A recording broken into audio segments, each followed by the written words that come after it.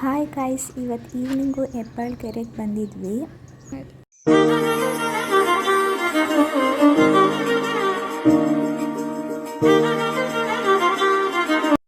ಹೆಬ್ಬಾಳ ಕೆರೆಗೆ ಹೋಗೋಣ ಅಂತ ಹೋಗ್ತಾ ಇದ್ವಿ. ನನ್ನ ಮಗಂಗಂತೂ ಗಾಡೀಲಿ ಹೋಗೋದಂದರೆ ತುಂಬ ಇಷ್ಟ. ಅವನಿಗೆ ಎಷ್ಟು ಖುಷಿ ಪಡ್ತಾನೆ ಅಂದರೆ ತುಂಬ ಖುಷಿ ಪಡ್ತಾನೆ.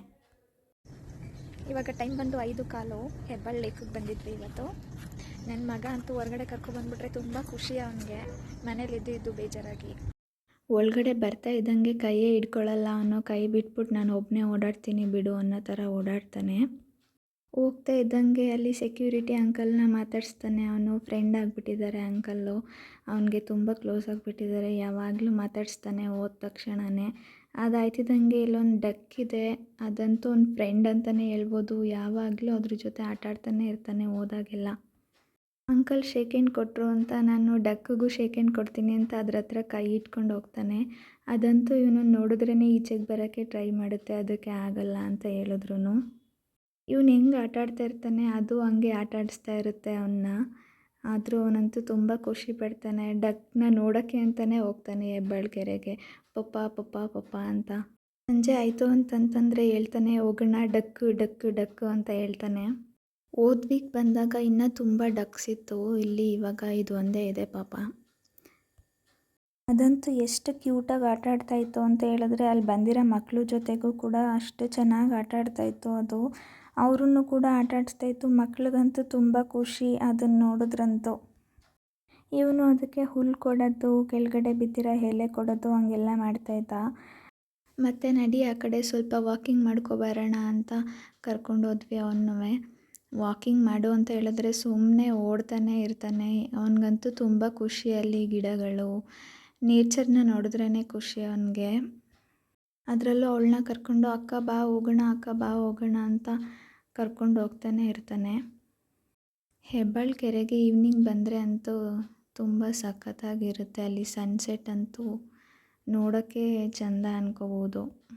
ಮತ್ತು ಇಲ್ಲಿ ತುಂಬ ಫೆಸಿಲಿಟೀಸ್ ಕೂಡ ಇದೆ. ಮತ್ತು ನೀಟಾಗಿ ಮೇಂಟೈನ್ ಕೂಡ ಮಾಡ್ತಾರೆ ಇಲ್ಲಿ ಗಿಡಗಳು ಎಲ್ಲ. ವಾಕಿಂಗ್ ಮಾಡೋರ್ಗಂತೂ ತುಂಬ ಚೆನ್ನಾಗಿರೋ ಪ್ಲೇಸ್ ಅಂತಲೇ ಹೇಳ್ಬೋದು ಹೆಬ್ಬಾಳ ಕೆರೆ.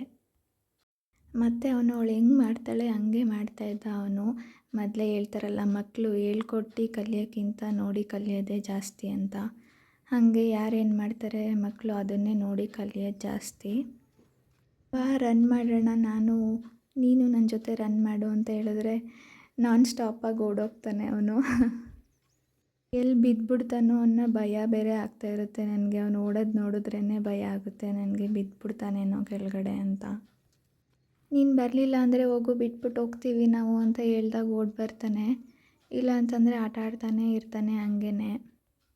ಮತ್ತು ಹಾಗೆ ಅಲ್ಲೇ ಕೂತ್ಕೊಂಡು ಮಣ್ಣಿತ್ತು ಅಂತ ಕಡ್ಡಿಲಿ ಗೀಚ್ಕೊಂಡು ಕೂತಿದ್ದಾನೆ.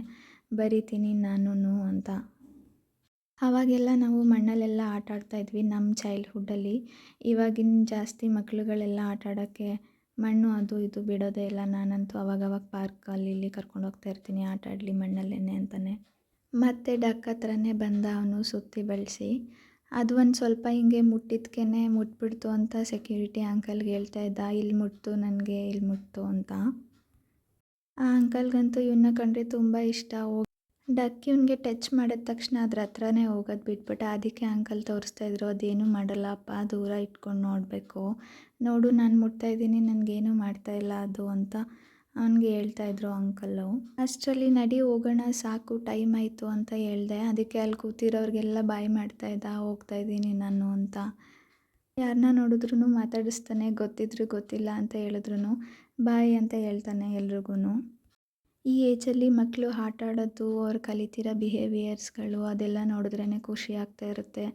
ಒಂದೊಂದು ಸ್ಟೆಪ್ಪು ಕೂಡ ಖುಷಿ ಆಗುತ್ತೆ ಮಕ್ಕಳು ಆಡೋದು ನೋಡಿ. ಇವತ್ತಿನ ವಿಡಿಯೋ ಇಲ್ಲಿಗೆ ಮುಗಿಸ್ತೀನಿ. ಮತ್ತೆ ಸಿಗ್ತೀನಿ ಇನ್ನೊಂದು ವಿಡಿಯೋ ಜೊತೆಗೆ. ಇನ್ನೂ ಯಾರು ನಮ್ಮ ಚಾನಲ್ ಸಬ್ಸ್ಕ್ರೈಬ್ ಮಾಡ್ಕೊಂಡಿಲ್ಲ ಪ್ಲೀಸ್ ಸಬ್ಸ್ಕ್ರೈಬ್ ಮಾಡ್ಕೊಳ್ಳಿ. ಹೀಗೆ ಸಪೋರ್ಟ್ ಮಾಡ್ತಾಯಿರಿ.